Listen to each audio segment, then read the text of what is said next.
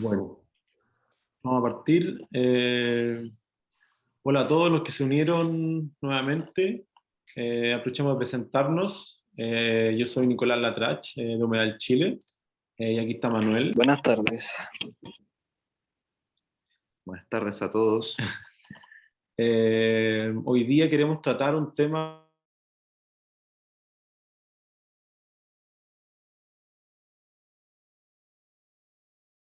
No se escucha, Nico, está ahí silenciado.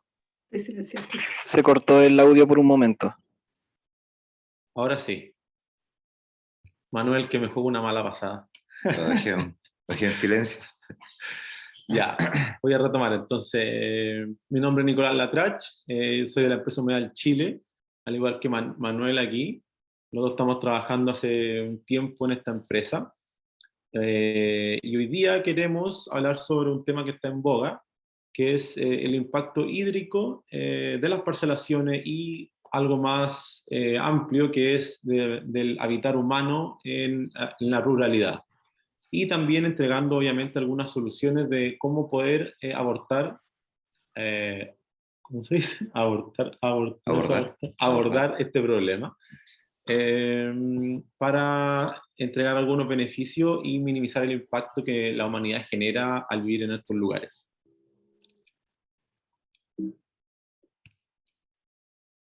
Bueno, un poco para que entiendan de qué va a tratar este taller. El contenido, el punto 1 es hablar un poco sobre el contexto del impacto hídrico que generan las parcelaciones y el habitar de la humanidad en la ruralidad, ¿no? Que si bien es necesario, se generan muchos impactos, por lo que queremos minimizarlas.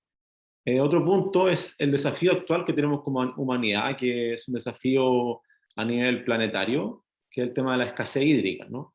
La sequía, la escasez hídrica, la deficiencia hídrica, hay muchas temáticas, hay muchas variables que afectan a esto, y de las cuales creemos que una de nuestras soluciones puede aportar a esto, a generar un mejor entorno, una mejor calidad de vida y cuidar a la naturaleza para que ella nos cuide a nosotros también. Y por último, vamos a hablar un poco más de Humedal Chile, qué es lo que hace, y que principalmente se trata de sistemas de tratamiento inspirados en la naturaleza, aprendiendo de ella y rescatando ciertas características específicamente de los humedales para tratar nuestros residuos hídricos y minimizar el impacto que nosotros generamos en nuestro entorno. Y por último vamos a pasar a un tiempo de preguntas para que vamos a conversar y la gente pueda entregar sus dudas, consultas, aportes que puedan tener para complementar este taller y que sea un aprendizaje para todos, y esto siempre de nuestra parte, esperando aportar en este tema, que es muy importante y necesario de conversar.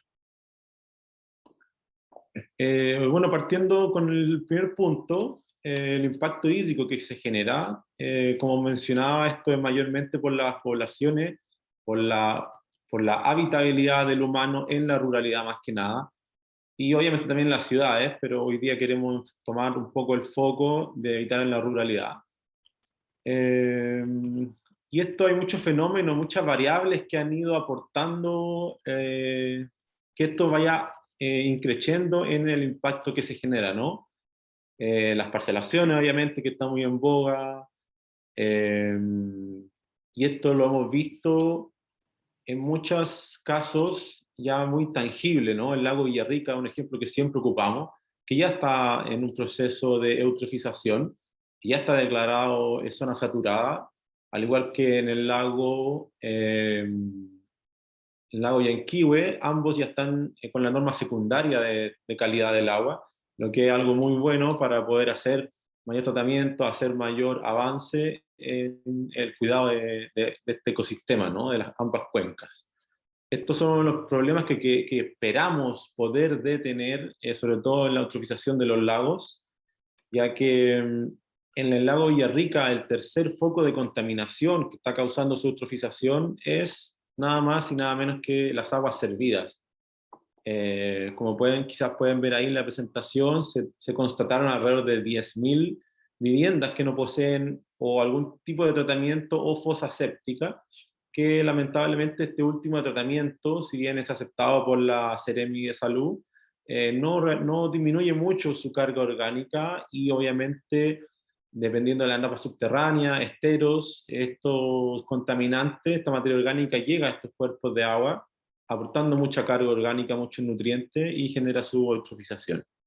Oye, Nicolás, si las viviendas, ¿cierto? Las descargas de eran el principal contaminante, dijiste que era el tercer contaminante Exacto. más relevante en el lago Villarrica. ¿Cuáles eran los otros dos, el uno y el dos? El primero es la agricultura, ya que está en la actividad agrícola cuando se riega con fertilizante el campo y justo después de esto tenemos una lluvia, pasa mucho que el agua de lluvia a través de la escorrentía superficial lleva todos estos nutrientes al lago, en vez de quedarse en los campos, y eso es un impacto tremendo hacia el recurso hídrico, al lago, al cuerpo de agua superficial, que genera esta eutrofización. Y el segundo aspecto es las pisciculturas, que si bien están en retirada, todavía quedan muchas en el lago que esperemos con el tiempo, ojalá al corto plazo, se vayan en salida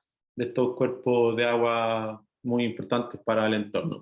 O sea, el contexto del lago Villarrica y del lago Yanquihue son similares. En ambos casos tenemos ganadería, en ambos casos tenemos agricultura, piscicultura y también esta proliferación de parcelaciones que van a densificar las zonas rurales.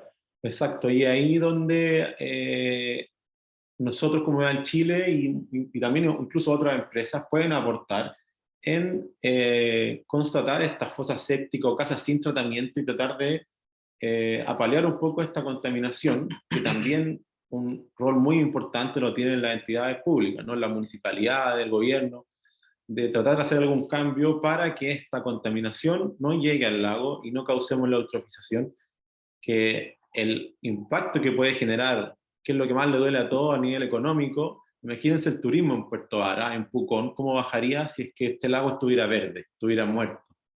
Entonces es un tema muy interesante a tomar. Sí, ahora en el caso del lago Yanquihue tenemos este estudio que hizo a través de la Fundación Chile Lagos Limpios, que están asociados con una universidad y están replicando lo que se ha hecho en un lago Tahoe, de California creo que es, en donde allá tuvieron esta situación donde el lago se contaminó y ahora están en una etapa de remediación que el monto, el gasto económico para recuperar ese cuerpo de agua, ni siquiera podemos mencionar cuántos ceros tiene esa cifra para poder recuperarlo, versus tomar acciones preventivas, que es nuestra apuesta, ¿cierto? Como Humedal Chile, de prevenir que el lago se vaya contaminando, que se vaya, que estas descargas de las viviendas que podemos nosotros al menos controlar, vayan afectando negativamente los cuerpos de agua subterráneos y a su vez la cuenca en su totalidad.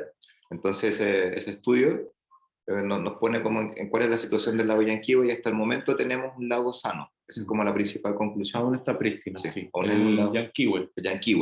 Entonces como que nosotros como Humedal Chile nos decimos que nos encontramos en el momento justo para que las personas vayan conociendo este tema, se vayan involucrando y vayan tomando acción de manera preventiva para evitar esas consecuencias catastróficas. Sí, pues hay un llamado a la autoridad de las fundaciones que nos ven, que es ahora cuando hay que hacer los cambios, porque en 10 años más puede que tengamos un problema mucho mayor y, como decía Manuel, el costo es extremadamente, no sé, será fácil 100 veces, 1000 veces más grande que tomar medidas ahora que tomar medidas en 10 años más tarde, ¿no? Sí. Y relacionado con el tema del agua, que por un lado tenemos el impacto que generamos los seres humanos al entorno, ¿cierto? Por el solo hecho de existir, nosotros generamos impactos al medio ambiente. Tenemos una situación compleja en lo que es el panorama mundial con el cambio climático, en donde las condiciones, donde, por ejemplo, lo que es la sequía en Chile, es una sequía que creo que lleva más de 10 años, o incluso más, no recuerdo exactamente cuál es la cantidad de años consecutivos en sequía, o sea, en déficit de precipitaciones normales. Y eso va cambiando, bueno, va cambiando las condiciones de la naturaleza, las condiciones de vida de las personas, porque tenemos un concepto que tiene que ver con cuánta agua disponible existe de manera natural en cuerpos de agua superficiales y en acuíferos o aguas subterráneas, cuánta agua disponible hay de fuentes naturales para abastecer la demanda de la población de un país. Entonces, este ejercicio que aquí se ilustra en el gráfico, que es en la barrita roja, se ve la demanda de la región y en la barra azul se ve la disponibilidad de agua de la región para nuestro país. Entonces, las proyecciones que se hacen para los países nos ponen en una posición compleja de riesgo, en donde Chile entra dentro de los 20 países que tiene mayor riesgo hídrico en cuanto a la escasez hídrica. O sea que el agua que vamos a demandar la población de Chile no la tenemos suficiente en los cuerpos de agua naturales.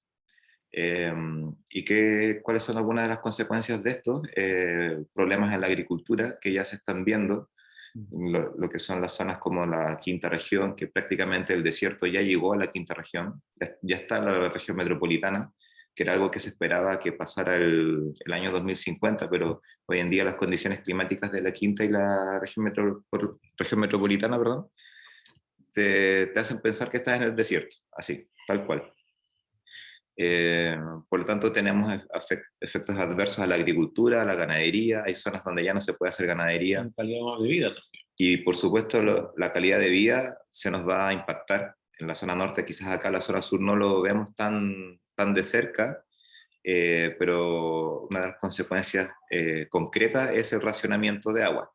Ya hay sectores en Chile, en la sexta y séptima región, que tienen horarios para donde se habilita el suministro de agua del sector, y solamente puedes consumir agua en ese horario. Entonces, es algo que se podría, que se va a empezar a ocurrir en otras zonas del país. La región de los ríos incluso también está en esta categoría de escasez hídrica, que significa que el agua disponible no alcanza para la demanda, y nosotros podemos ver acá, también vemos en sectores aledaños a Puerto Vara, que la municipalidad debe llegar con camiones aljibe para darle a las personas. Entonces, algunos de los problemas que vienen a acrecentar este tema de las escasez hídrica tiene que ver con infraestructura, tiene que ver con logística, con políticas públicas, y con la legislación y con cómo se hace gobernanza, cómo se gobierna respecto al agua. Oye, Manuel, estaba viendo que este gráfico es de hace un tiempo, de hace aproximadamente desde, no sé si 5 o 10 años. ¿Cómo ves tú esto hacia el futuro? O sea, ¿cómo deberíamos enfrentar un poquito esto o qué medidas tomar, ¿no? Sí. Claro, esta información, este levantamiento es con datos de la DGA, de la Dirección General de Aguas, y está elaborado desde 2016.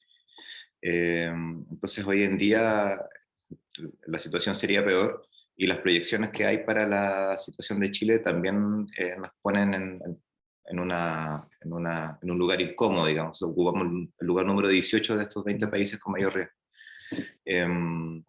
Y incluso la ONU nos recomienda tomar acciones inmediatas para lo que es, para enfrentar este desafío, y que tienen que ver con políticas públicas, en donde Chile, a nuestro parecer, vemos que está al debe en lo que es la legislación que permita o que incentive reutilizar las aguas.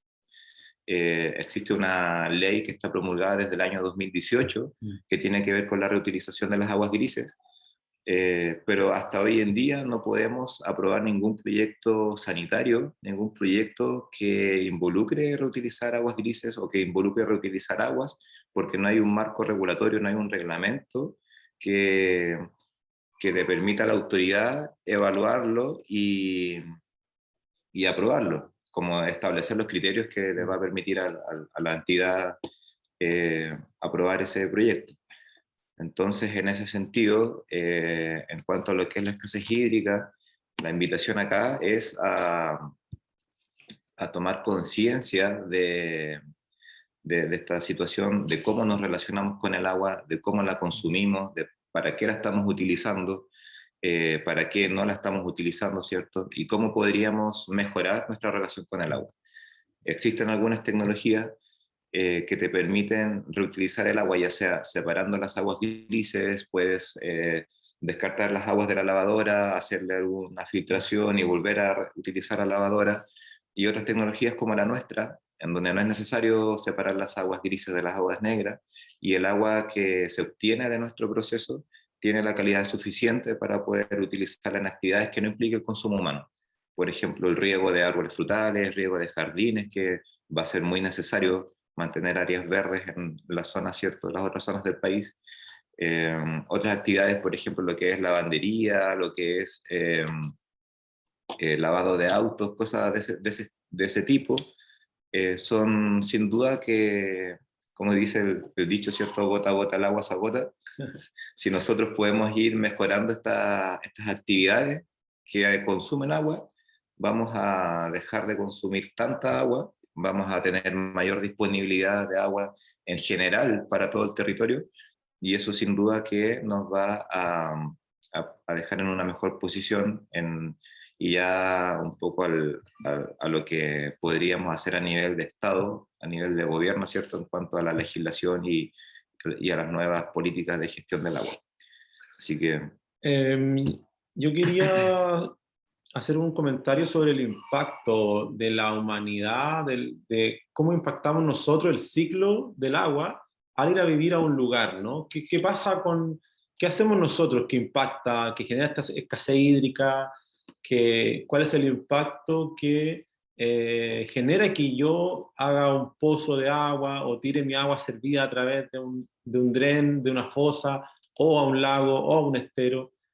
Los dos principales impactos, y podemos dividirlo en dos, ¿no? Cuando yo vivo en el campo y extraigo agua, incluso en la ciudad hay que extraer agua de un lado, y eso implica un cambio en el ciclo del agua, ¿no? Yo lo intervengo. Ese es el formato en que trabaja la huella hídrica, ¿no? ¿Cómo la calculo? Es cuánto intervengo el ciclo del agua. Si yo extraigo esta agua, la utilizo y la devuelvo en una misma temporada, en las mismas condiciones, es decir, sin contaminarla, no se contabiliza una huella hídrica. ¿Por qué? Porque el agua sigue estando disponible para el entorno. Pero si yo la extraigo, me la llevo a otro lado, o la contamino, o la evaporo, que pasa mucho también con la agricultura, ahí genero un impacto, ¿no? Genero un cambio en este ciclo natural del agua, que es el que nos mantiene con vida. Entonces, dividiendo en dos el impacto que nosotros generamos al llegar a un lugar a vivir, ya sea incluso en la ciudad, que lo llevan generando este impacto hace mucho tiempo, es en la extracción y en la descarga. Y en la extracción, ¿por qué? Porque tenemos que hacer un pozo, hacer un embalse, y en la descarga, cuando nosotros usamos esta agua, la contaminamos y la devolvemos a un lugar, ¿cierto? Que puede ser un estero, un río, napas subterráneas. Esa agua no debiese estar contaminada, no debiese venir en condiciones distintas a las que nosotros la tomamos. Y es aquí donde nosotros podemos hacer mucho. Podemos tratar mejor esa agua, reutilizarla más para no extraer tanta, es decir, disminuir su extracción y mejorar la calidad en la que nosotros la descargamos. Es ahí donde nosotros podemos hacer un aporte, que es un tema que, como muchos saben, pasa muy por debajo, ¿no? En una casa, cuando se hace una casa, en general se propone la fosa séptica como solución, porque es lo más hecho, es lo más normal, ¿no? Ahí nos cuestionamos qué es la normalidad, pero siempre hay que buscar un poco más, ver el impacto que uno genera, y es un llamado muy importante que nosotros tenemos, a entender un poco el impacto que nosotros generamos, ¿no? ¿Qué causa una fosa séptica? ¿Qué causa tener un pozo negro en el entorno? Y aquí donde ahora en el tercer punto, no sé si quieres agregar algo más, Manuel. No, yo creo que vamos a... En el tercer punto, como quiénes somos nosotros, qué es Humedal Chile y qué es una humedal artificial. Un humedal artificial rescata las cualidades o las características o los beneficios ecosistémicos que tiene un humedal natural, ¿no? Uno de ellos es tratar el agua, ¿no? A través de las bacterias y las plantas, nosotros construimos humedales artificiales que con estos dos seres, por llamarlo así, que trabajan en simbiosis, podemos generar un tratamiento eficiente de baja mantención, inspirado en la naturaleza, que logre este objetivo, ¿no?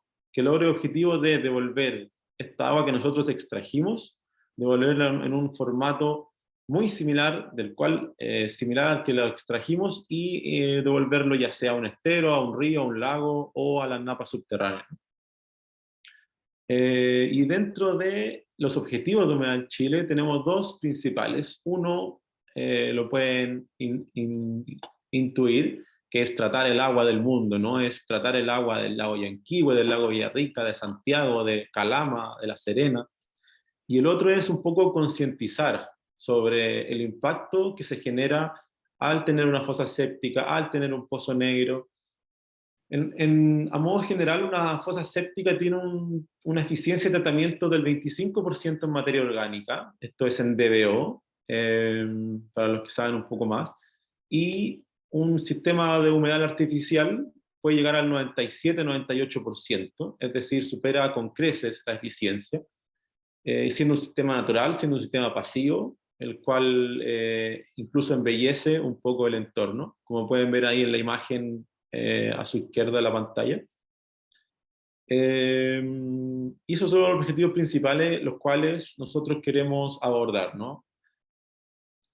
No sé si quiere agregar algo Sí, ahora.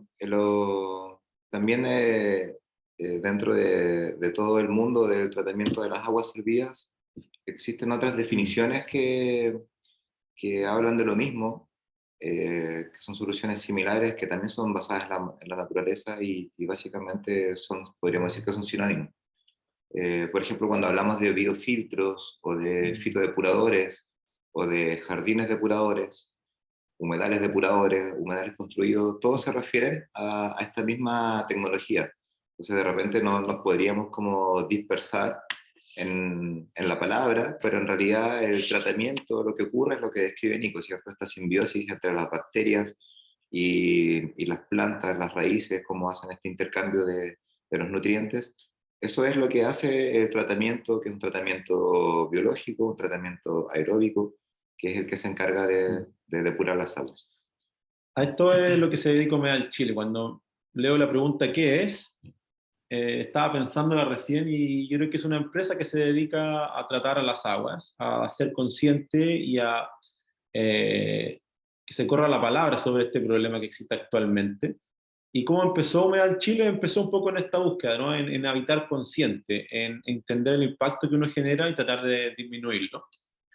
Y con el tiempo, después de varios experimentos y recorridos e intentos de desarrollar estos humedales, que hay muchas tecnologías, hay humedales artificiales con más de 40 o 60 años de antigüedad, no es nada nuevo, solo que nos falta llegar a la gente, ¿no? Concientizar sobre este problema. Y con el tiempo y por las cosas de la vida, llegamos a una empresa que se llama Aquatiris, que es una empresa francesa que lleva 20 años en el rubro, que cuenta con todas las certificaciones y aprobaciones del gobierno francés, y con ello nosotros nos asociamos para poder ser sus representantes aquí en Chile, traer su tecnología ya validada para validarla aquí en Chile y obtener los beneficios que estos sistemas entregan. Vamos a pasar a la siguiente presentación. Claro, ¿cuáles son nuestras soluciones? ¿Qué cosas podemos hacer con esta tecnología de los humedales? Lo podemos llevar a diferentes escalas. Estamos hablando aquí de diferentes, para enfocarlo como al tamaño que podríamos tener. Nosotros podríamos partir con una vivienda unifamiliar, ¿cierto? La típica casa construida en una parcela que donde las personas quieren algo más que una fosa séptica, se preocupan del entorno y quieren devolver el agua limpia a las napas subterráneas. Ese es el primer segmento, el domiciliario, donde nosotros ofrecemos nuestro modelo de sistema. Le pusimos jardín depurador lombriz. Después vamos a explicar un poquito por qué el nombre del lombriz, pero en el fondo esa es nuestra primera solución, por llamarlo de alguna manera. Y en una escala un poco más grande, con el mismo principio, ¿cierto?, de este humedal construido, podemos pensar en un humedal que va a tratar las aguas de un conjunto de viviendas, de una población, de una villa, hasta 5.000 personas. Sin duda que podríamos pensar en un sistema de esa envergadura, en donde el principio de funcionamiento es el mismo, es a través de un humedal construido, el tratamiento de los lodos es in situ, y cómo se conducen todas las aguas a través de un sistema de alcantarillado, un sistema de recolección tradicional, que termina en una planta de tratamiento que, en vez de una planta de tratamiento convencional, sería una planta de tratamiento con humedales construidos. Y en el mismo tamaño, en la misma escala, ¿cierto? Podríamos también ofrecer soluciones al sector industrial, ya sea como un tratamiento biológico propiamente tal, complementario al tratamiento de los residuos industriales líquidos, o de acuerdo a las características que tengan esas aguas residuales de la industria, poder ofrecer una solución a medida. En el fondo, lo que nosotros estamos ofreciendo, ¿cierto?, en conjunto con la empresa francesa, quienes nos asesoran con toda la parte de ingeniería, de validaciones, de propuestas, es una solución a medida para cada caso, para cada cliente, por llamarlo de alguna manera, para cada residuo industrial líquido, para cada agua residual. Podemos ofrecer una solución a escala, a tamaño y a medida, de acuerdo a las condiciones geográficas, de acuerdo a las condiciones del terreno, de acuerdo a la ubicación geográfica. No es lo mismo un humedal artificial en la 5ª región que en la 10ª región. Tenemos que tener en cuenta, ¿cierto?, las plantas que se van a utilizar en cada una, etc. Entonces, o sea, el alcance que tenemos es bastante grande, ¿no? Desde una casa, muchas veces me preguntan si es que para 10 personas esto sirve, y yo les digo que claro, hasta 5.000 personas se puede, ¿no? Y ahí sí dicen, ya, vale. Hay que verlo, claro. Entonces lo que tenemos varios proyectos ya en ejecución, otros prontos a entrar en operación, de lo que es el sistema lombriz, nivel domiciliario. Entonces ya contamos con proyectos aprobados por la autoridad sanitaria. Entonces ya la Seremi Salud ya se está abriendo a esta tecnología. Ya incluso ahora que el sistema de aprobación de proyectos sanitarios es una plataforma donde el proyectista va seleccionando cuál es la tecnología que le corresponde como solución de tratamiento de aguas servidas, existe una opción que es biofiltros, existe una opción que es wetland, que son humedales. Entonces eso nos da buenas luces de que se están abriendo a lo que viene, que son estas tecnologías basadas en la naturaleza. Como recalcar entonces, ¿cierto?, que la solución de humedales artificiales la podemos aplicar desde una vivienda hasta un conjunto de viviendas donde se puede atender hasta 5.000 personas, e incluso atender a soluciones particulares de residuos industriales líquidos que nos puedan presentar en cada caso. Así que entremos ahora en detalle de cómo funciona el jardín depurador lombriz, que es el nombre de nuestro sistema, ¿cierto?, de nuestro humedal artificial. Este humedal artificial, aquí Nico nos va a explicar en detalle sus etapas, cómo funciona y todo lo que implica. Muchas gracias, Manuel, por toda la información. Y este es el jardín depurador lombriz, el que ya está aprobado por la Seremi de los Lagos y está en trámite en otras regiones, ya que hay que probarlo en cada Seremi. ¿Y qué podemos ver aquí? A grosso modo, espero que vean el mouse, creo que sí, no se nota mucho, pero se ve. Aquí tenemos un diagrama de una casa, ¿no?, en la cual todas las aguas de la casa se vierten a este sistema. No hay que hacer ninguna modificación interna, no hay que separar aguas grises de aguas negras. Aquí pueden ver una ducha, un WC, que internamente en la casa no se tiene que hacer ninguna modificación para instalar un humedal. Es tal cual si instalaran una casa en una ciudad o con una fosa séptica. Desde ahí donde nosotros podemos instalar el humedal. Y tenemos dos etapas. La etapa 1, que es el prefiltro de madera, y después la etapa 2, que es el filtro de arena.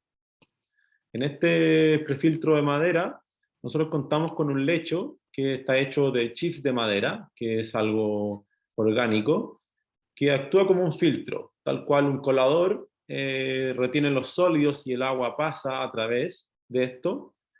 Hacemos que los sólidos se queden por encima y con esto, ¿qué pasa aquí? Nosotros agregamos lombrices, las cuales ellas felizmente transforman toda esta materia orgánica en tierra, se mineraliza, ¿no? Se composta con ayuda de lombrices que hace este proceso obviamente mucho más rápido.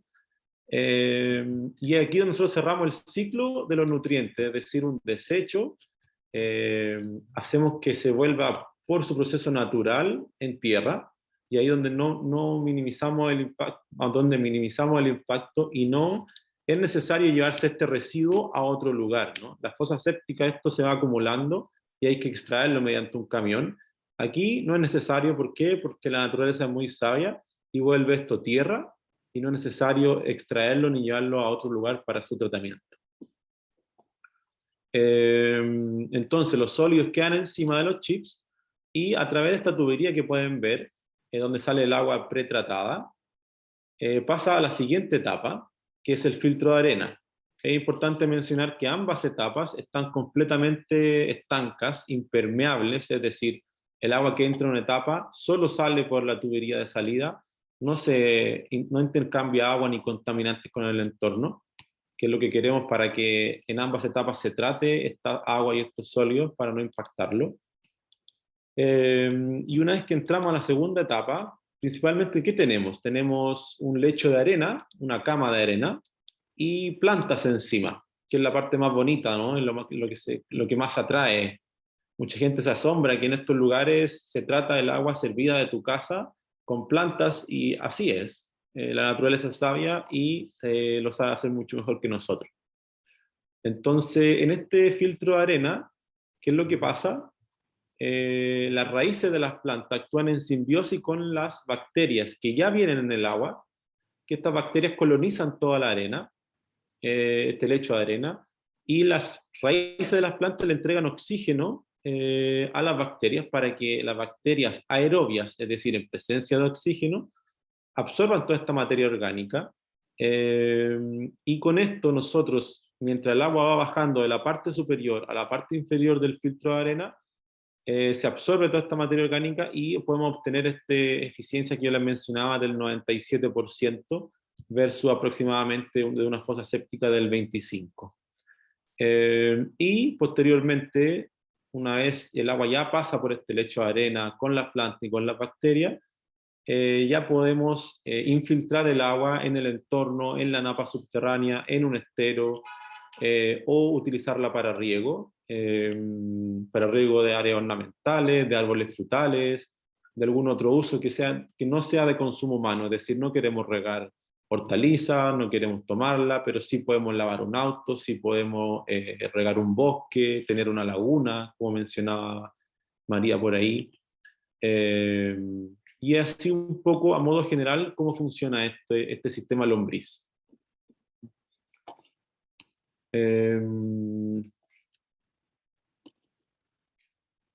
Pasamos a la siguiente diapositiva, don Manuel. Ya un poco para ir cerrando el tema, ¿cierto? Ir ya atajando todos los puntos que tienen que ver con el agua y cómo nos relacionamos y cómo podemos pensar en esta alternativa de tratamiento como solución amigable con el medio ambiente y con un buen resultado de remoción de contaminantes. En ese mismo sentido, como Humedal Chile, nosotros otorgamos algo simbólico que le llamamos sello celeste, que es lo que pueden ver ahí en la presentación. Es un distintivo que vas a tener en tu sistema de tratamiento, ¿Y qué es lo que significa? Es que debajo de este sistema se están limpiando las aguas del mundo. Te estás uniendo en esta labor de habitar de una manera más consciente, Te haces ¿cierto? cargo, ¿no? Te haces cargo de tu impacto al estar habitando en el mundo, ¿cierto? De cómo te relacionas con el agua. Entonces, con todo este proceso, con todo esto que estamos haciendo, conversando, ¿cierto? Nosotros cuando vamos donde los clientes y construimos su sistema, también hablamos de estas mismas cosas, le contamos cómo funciona, cómo interactúan los microorganismos, las plantas con nuestras aguas servidas, y en realidad, al traspasarles esa información, eh, las personas, además de quedarse contentas de aprender todo esto y de cómo ellos se sienten que están aportando de esta manera, con este sistema al cuidado del agua, ellos se sienten con la responsabilidad de transmitirlo, ¿cierto? De contarlo, de seguir contando esta historia y de cómo las personas pueden aportar un granito de arena, aportar una gotita de agua, ¿cierto? Limpia. De agua limpia a esta cruzada que tenemos que sumarnos, que tiene que ver con cuidar las aguas del mundo. Entonces, este sello que viene con el respaldo de una empresa que está en Francia, que lleva ya sus años en el rubro, y de nosotros que queremos también consolidarlos con esta misma misión, esta misión romántica que le llamamos, los convidamos a las personas a que se sumen a través del sello. Exacto, y si quieren saber más, obviamente nos pueden contactar ahí por redes sociales, por correo, por teléfono, para tener más detalles, y ahora vamos a dar espacio a preguntas, y hacer un último llamado a que esto es responsabilidad de todos, desde el gobierno y de cada uno de ustedes que están aquí, y nosotros también, de aportar ese granito de arena, esa gota de agua que decía Manuel, porque así es como van a ocurrir los grandes cambios, ¿no? No tenemos que esperar que la solución venga del gobierno, de arriba, de otro mundo. Necesitamos nosotros hacer los cambios ahora para que en corto plazo, que es lo que necesitamos, podamos tener un mejor lugar para vivir, para nuestro hijo, para las futuras generaciones. Sí. Aquí hay algunas imágenes de cómo se ve el sistema instalado, ¿cierto? Lo que van viendo más o menos en sus jardines, esto es un sistema que se integra súper bien a lo que es el paisaje de la vivienda, ¿cierto? Al entorno natural de donde están donde podría estar la casa de los clientes. Y claro, uno no pensaría de que acá se están tratando las aguas servidas de una vivienda. Entonces, también ese es otro punto a favor que tiene este sistema inspirado en la naturaleza, que ahí las imágenes juegan, ¿cierto?, con lo que es lo natural y con lo que es el sistema, y pasa desapercibido. Así que ahora nos quedamos abiertos a las preguntas. Veo acá una manito de Pablo. Y también si es que prefieren, pueden dejarnos las preguntas por el chat y se las vamos a ir atendiendo. A ver. Bueno, y también para mencionar algunas desventajas de estos sistemas, ya que no todo es color de rosa. La principal desventaja que tienen estos sistemas es el área que necesitan. No sé si alguien lo preguntó, pero aprovecho de decirlo. Se necesitan aproximadamente entre 1 y 2 metros cuadrados por persona para hacer el tratamiento de agua en una vivienda. Si esto fuera un restaurante, si fuera una oficina, esto baja considerablemente. Y obviamente en las ciudades muchas veces no se tiene ese espacio. Por eso en la ruralidad sí se puede, y es donde mucho más aplica instalar estos sistemas para no generar impacto en el entorno, ¿no?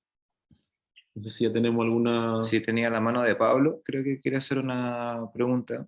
A ver. Yo también tengo una, pero no sé levantar la mano. Vamos No, con dale Pablo. tú. María. Bueno, no, quería preguntar un poco, que yo conocía esto, felicitaciones por la presentación.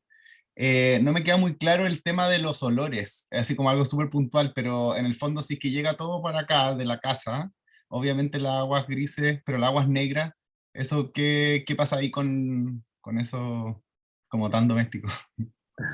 Mira, muy buena pregunta, se me había ido ese tema. Siempre es la pregunta que hacen todos los clientes, como ya, pero ¿qué va a pasar acá, no?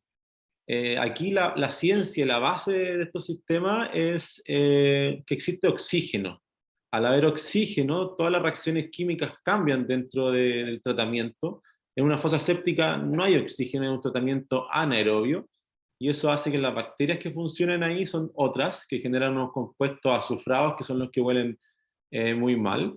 Y en estos sistemas, en los humedales artificiales, nosotros siempre dejamos que exista oxígeno dentro, y estas bacterias que funcionan con oxígeno no generan tanto olor, disminuyen entre 10 a 20 veces la cantidad de olor que genera una fosa séptica, por lo que toda la gente que ha tenido una fosa séptica aquí no va a ser problema con esto.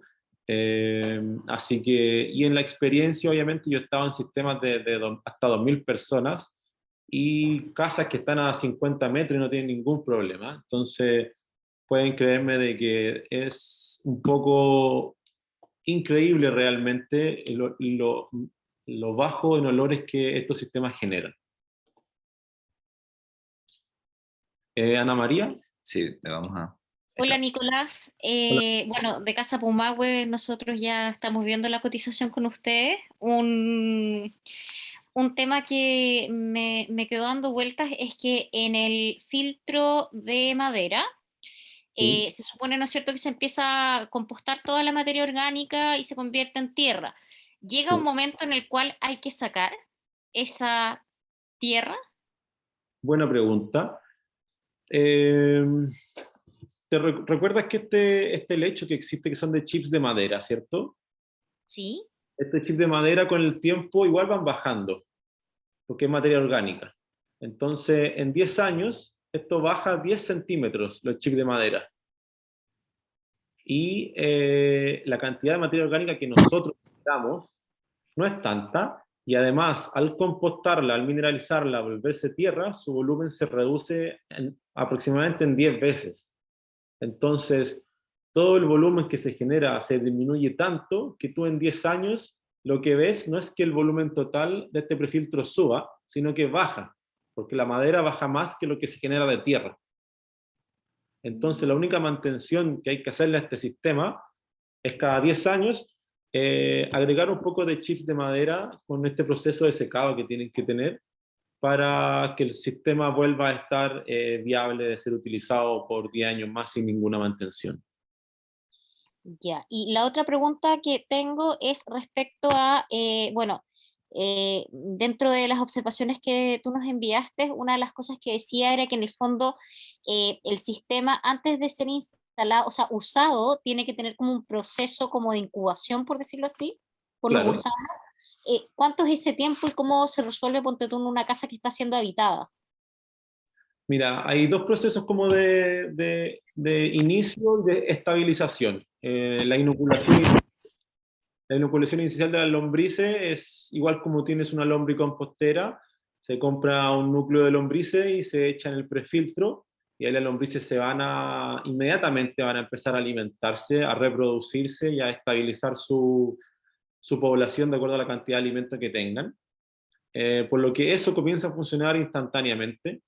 Y hay otro proceso de estabilización que ocurre en el filtro de arena, en la segunda etapa, y que este filtro demora aproximadamente en un mes, ya tiene resultados muy elevados de eficiencia. ¿Y esto por qué? Porque las bacterias que vienen en el agua tienen que colonizar esta arena, formar estos biofilm que se llama, haber una cantidad suficientemente alta de bacterias para tratar el agua. Y eso, como te decía, en un mes ya está estabilizado y tú tienes resultados de tratamiento eficientes.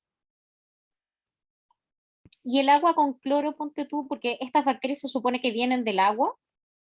Sí, ¿Qué pasa con tú del agua con cloro? vienen naturalmente en el agua servida. Con todos los Ah, ya. productos con todos los productos de una vivienda, con el cloro, con los jabones, que vi la pregunta y aprovecho de responderla, no ocurre nada y no se necesita una desgrasadora para este sistema, si bien la Ceremi la solicita, sí, pero no es necesaria para el funcionamiento del sistema.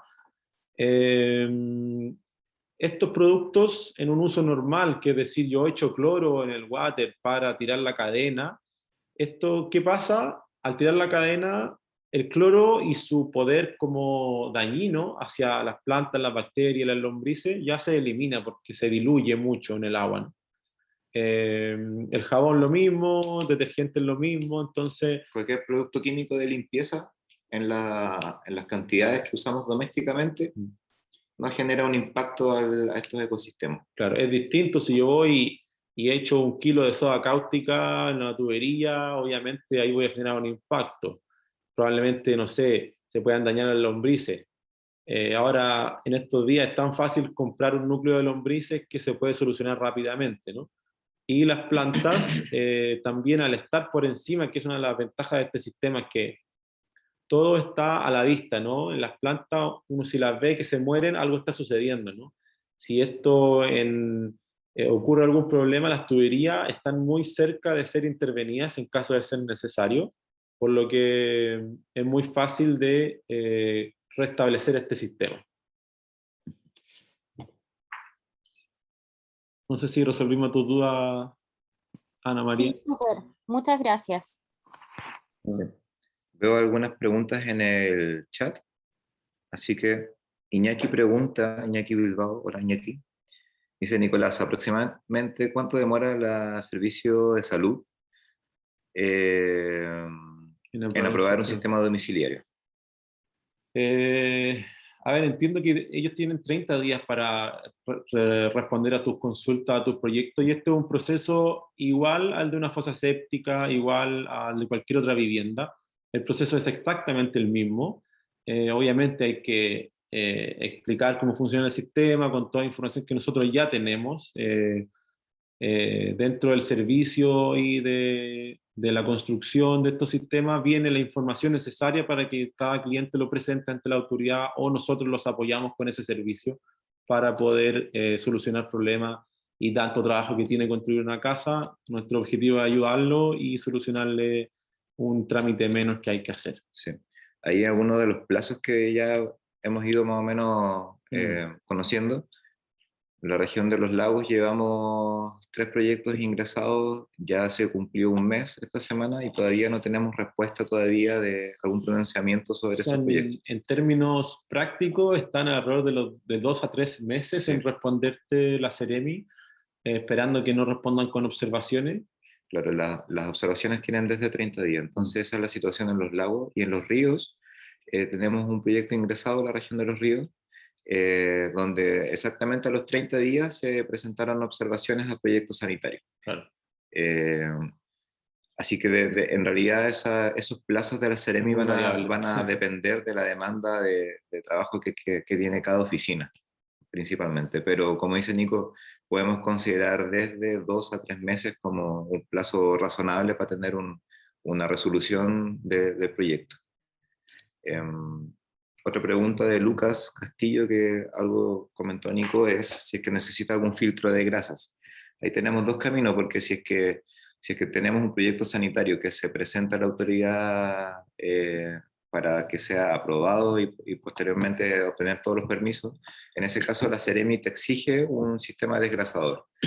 Pero el sistema por sí solo no es necesario que tú retires las grasas antes de enviarlas al tratamiento, como lo explicó Nico. ¿Ya? Otra pregunta de Iñaki es si es que ya tenemos aprobado algún sistema colectivo, es decir, por ejemplo, para un loteo o alguna parcelación.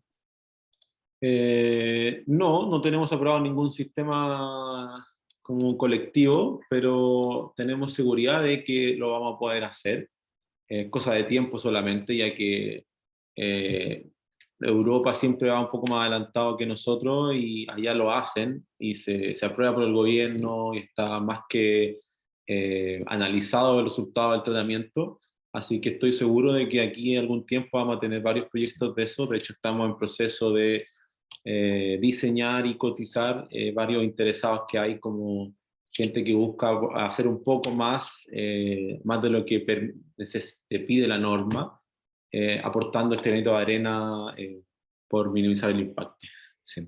Ahora con eso también las reuniones que hemos tenido con diferentes municipalidades de acá de la zona, es que se conoce esta tecnología a nivel así como, como municipios, a nivel gobierno, Incluso hay sistemas de tipo lombrifiltro que están implementados en algunas localidades rurales. Por lo tanto, las municipalidades sí se abren a estas tecnologías. Entonces, como dice Nico, estamos como en cuestión de tiempo de que vayan concretándose estos proyectos. Vicente Contreras dice, ¿cuál es el área del humedal por persona? Saludos, saludos Vicente. 1.5 metros por habitante. Sí, aproximadamente 1.5 metros cuadrados por habitante para una casa. Claro. Esto considerando ambas etapas. Es decir, una casa de 10 personas tendría 15 metros cuadrados, una de 5, 7 u 8 metros cuadrados en ambas etapas. Florencia Zúñiga, también sobre el tema de los productos que se agregan de limpieza, pregunta si es que es necesario productos biodegradables. No es necesario, ¿cierto? No es necesario. Obviamente las lombrices, el sistema está vivo, ¿no? El sistema tiene plantas, bacterias, lombrices. Si tú les das comida que les guste más, van a estar más felices, ¿no? Igual que todos nosotros, ¿no? Entonces, no es necesario porque ya está probado con más de 10 años de experiencia, pero si es de tu gusto, obviamente la lombrice y el sistema va a estar más agradecido. Sí, va a ser un aporte adicional al sistema. Antes de seguir con las preguntas del chat, veo aquí que Vicente tiene la manito arriba, así que le voy a dar el pase. A ver si... Hola chicos, gracias por la presentación. ¿Se escucha bien? ¿Se escucha bien? Sí. Hola, mi pregunta estaba enfocada en cuanto a al último tratamiento correspondiente a la humedad.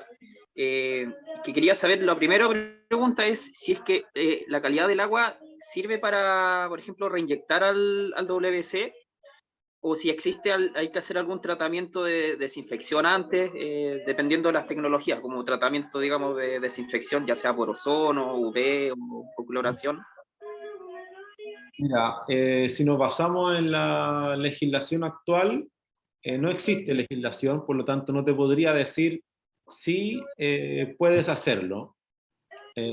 Ahora, en lo práctico, el sistema sí te permite utilizar esta agua para otros usos que no sean de consumo humano. Lo que sí, al estar, para tú poder reutilizarla tienes que almacenarla, ¿no? Y si la almacenas por mucho tiempo ahí, siempre es bueno tener algún sistema de tratamiento, ya sea oxigenación o algún rayos UV que también se utiliza para no tener cloro, y con eso ya te aseguras de que no es necesario, no va a tener problemas en este segundo uso. Pero como te decía, a nivel legislativo aún no está claro el parámetro exacto que debe cumplir para poder hacerlo según la normativa.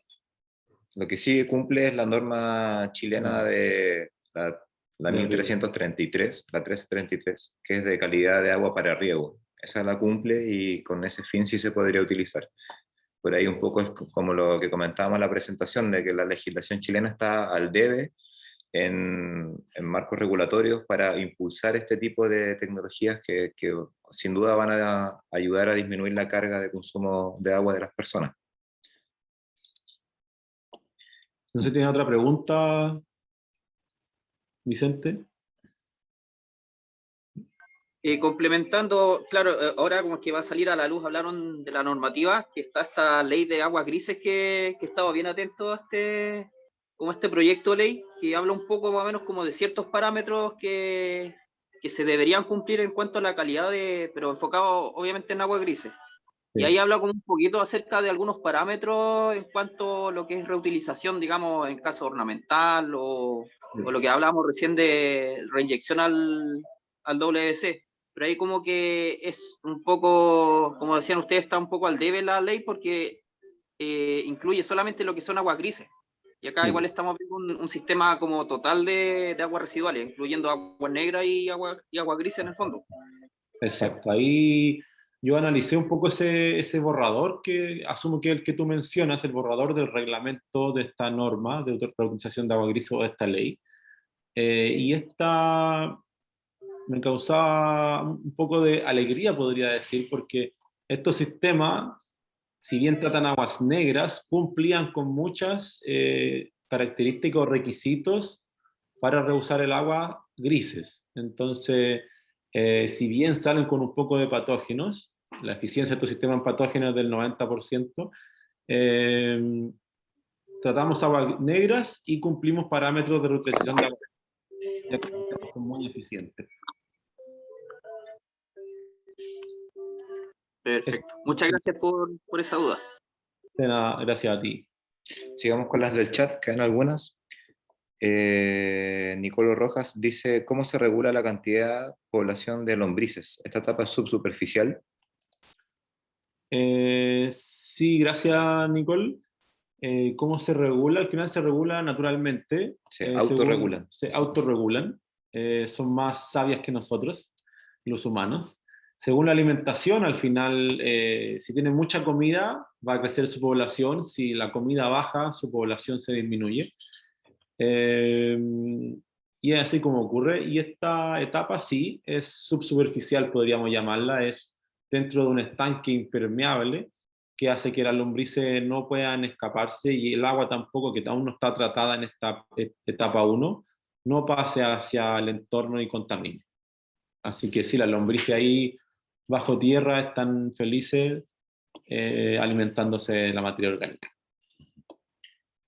Claudia Mesano dice, ¿han visto problemas en las tuberías que se tapen con el tiempo por la grasa? No ha sucedido eso porque el agua que nosotros botamos a través de la casa, cuando tú te duchas, por ejemplo, viene con cierta temperatura y eso arrastra el agua hacia el prefiltro, que tenemos un área bastante importante, por lo cual no se va a tapar con el tiempo. A diferencia de la fosa séptica, que si la grasa pasa a través de la fosa, llega al drenaje de infiltración final, esos pequeños hoyos que tiene la tubería de drenaje, con el tiempo sí se van tapando, generando una capa impermeable y haciendo que tu sistema no pueda botar agua, porque esta tubería, que es el agua que bota desde tu casa hacia la tierra, esté tapado. Por lo tanto, va a empezar esa velocidad de infiltración a disminuir considerablemente y va a pasar que la fosa séptica se te va a llenar o vas a empezar a ver una poza de agua en tu terreno, cosa que aquí, al tener una área tan grande y unos chips de madera de mayor tamaño, y las lombrices obviamente que van alimentándose de todo esto, genera que no se tapen las tuberías con el tiempo. Sí. Saludos, Claudia. ¿De qué está hecho el contenedor del chip y de los gusanos? Vale, el contenedor de los chips, que es el prefiltro, la etapa 1, dependiendo del tamaño, nosotros tenemos un sistema como venta de kit para 5 o 6 personas actualmente, que es un estanque de plástico rotomoldeado, que es el típico estanque cilíndrico que nosotros modificamos según las medidas requeridas para este sistema, con su entrada y salida distinta. Y para tamaños más grandes tenemos que hacerlo a medida, y eso actualmente lo estamos haciendo con una estructura de bloques de hormigón y una geomembrana que impermeabiliza todo el entorno de este estanque. Y tal cual la segunda etapa, que es el filtro de arena, esta simplemente se hace un hoyo en la tierra y se pone una geomembrana. Como pueden ver aquí en las fotos, se le da un marco de madera para dejarlo más bonito, y se rellena con un lecho de arena, grava y gravilla. Claudia de nuevo nos pregunta si ya tienen la fosa séptica aceptada por la Ceremi. ¿Tengo que presentar el humedal de nuevo? Técnicamente sí. Técnicamente uno debiese informar al servicio de salud si hace algún cambio. Ahora eso recae en la responsabilidad de cada uno, y nunca he visto personalmente que una Ceremi vaya a fiscalizar una casa que ya obtuvo su permiso final, ¿no? Claro. Si la obra ya está recepcionada por la Ceremi, así como que no, claro, lo que dice Nico es que no te van a estar fiscalizando periódicamente para constatar que el sistema lo mantengas. Claro, pero sí es importante siempre instalar algún sistema que tenga cierta, ¿cómo llamarlo?, experiencia, no reputación, porque si no después puede tener problemas complejos. Chris Silva pregunta, ¿este tipo de sistema es más para zonas rurales o igual se puede instalar en lugares más urbanizados? Sí. Aquí si es que la limitante sería si es que el sector urbanizado que se está pensando tiene factibilidad de alcantarillado. En ese caso, la normativa obliga a conectarse al alcantarillado. Ahí no tendríamos opción. Entonces, cuando solamente estaríamos pensando en que este sistema está disponible en un sector urbano que no cuente con un sistema alcantarillado Claro. cercano. Ahora, cuando salga esta normativa de reuso de aguas grises, quizás podamos hacer modificaciones y instalar un sistema, siempre que exista el espacio, para poder reutilizar el agua en el lugar y ya posterior a esta reutilización tirarla de nuevo al alcantarillado. Sí, sí. María, desde su iPad, nos pregunta ¿por qué se ve un humedal con malla metálica? Ah, claro. Nosotros tenemos dos sistemas de humedales. Está el jardín depurador lombriz y el raíz. Ese que tiene malla metálica es el raíz. Es un sistema un poco más antiguo que diseñaron esta empresa Aquatiris de Francia y que funciona un poco distinto y esta se le pone una malla encima solo para impedir el acceso de animales o de niños también, ya que aquí todos los lodos, los sólidos de la agua servida, caen encima de esta arena o de esta tierra, y con el oxígeno y las bacterias estos sólidos se mineralizan y se vuelven tierra. Y este proceso está a la vista, si bien ahí en la foto nos alcanza a ver las plantas, con el tiempo van creciendo, se van volviendo mucho más visualmente, ¿cómo llamarlo?, tapan esto. Pero es por eso que el sistema, ese es el sistema raíz, que funciona de forma distinta, se ve la malla metálica. No es el lombriz que detallamos recién. ¿Por qué no hablamos tanto de este sistema? Porque este está en proceso de ser aprobado por la Seremi de Salud, y como aún no lo tenemos, no lo promocionamos tanto. Pero existe otra opción, y que tiene una ventaja con respecto al de la lombriz, es que no necesita tanta pendiente para ser instalado. Puede ser instalado con menor pendiente o sin un sistema de bombeo cuando el terreno es muy plano. La profundidad del filtro de arena. Esta es una profundidad estándar que va entre los 50 a 70 centímetros con distintos materiales, ¿no? Tiene arena, grava, granulometría. Arena, grava, gravilla, que con esa altura, al caer el agua, al pasar por la arena, todas estas bacterias actuando en simbiosis con las plantas absorben la materia orgánica y ya podemos abajo contar con un agua tratada de forma eficiente. Vale.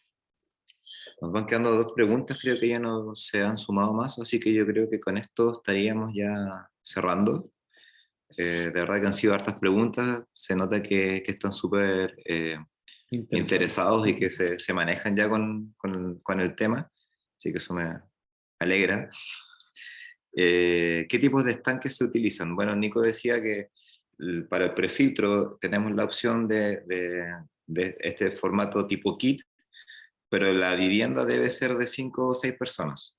Esa es la condición. Si es para una mayor cantidad de personas, se debe construir el prefiltro a medida, ¿ya? Para que se abarque el área que requiere esa cantidad de población.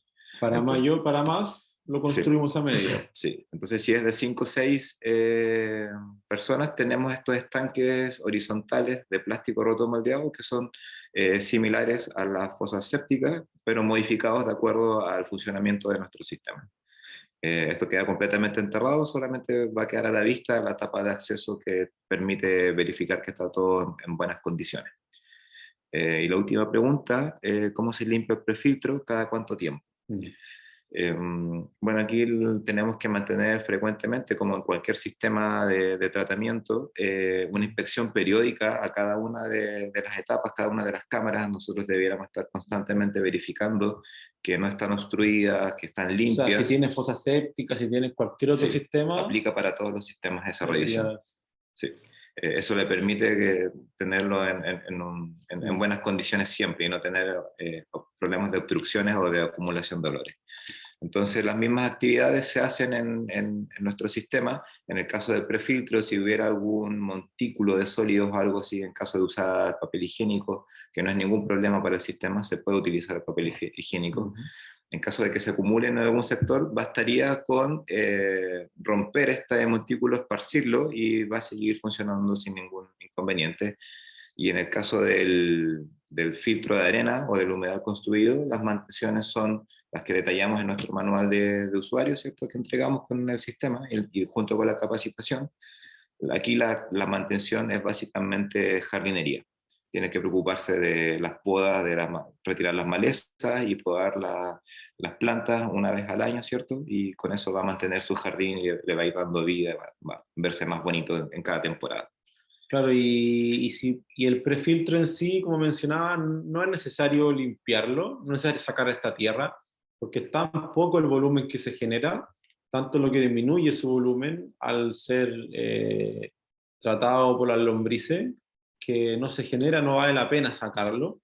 Y cada 10 años la mantención es rellenar este estanque, este prefiltro con 10 centímetros de chips de madera, ¿no? Y con eso ya esperas 10 años más y lo vuelves a hacer. Así que Hay una última pregunta. eso, la última consulta. En caso de casas que son habitadas periódicamente, en donde hay lapsus sin descarga de aguas servidas, ¿cómo resuelven el sistema de test hídrico del sistema? Buena pregunta también. Aquí en el sur de Chile, ¿qué ocurre? Ocurre que mayormente las viviendas se ocupan en verano y en invierno no tanto. Con el tema de las plantas, por suerte aún llueve mucho en invierno, que es cuando las casas se ocupan menos, por lo tanto ahí las plantas siguen sobreviviendo. Y en verano, cuando ahora ya hay que regar aquí en el sur, la gente viene y con el uso de la casa riega las plantas, así que no hemos visto problema aquí en el sur, y no creo que suceda al corto plazo, veremos qué pasa con el cambio climático. Y con el tema de las lombrices, que es la primera etapa, dependiendo del tiempo en el cual no se use la casa, las lombrices sí pueden tener falta de alimento y esto obviamente va a generar que se mueran. Y hay dos formas de proceder aquí. Si tú ocupas solo en el verano la casa por mucho tiempo, es bueno inocular nuevamente con lombrices, pero si no lo ocupas por tanto tiempo, estos sistemas igual funcionan sin lombrices, solo que el proceso de compostaje o mineralización de los sólidos ocurre más lento sin las lombrices, ya que la bacteria en la naturaleza genera este mismo procedimiento que se denomina mineralización. Así que en esta etapa no sería mayor problema y es fácil de solucionar en caso de que quieras inocular con lombrices. Buenísimo.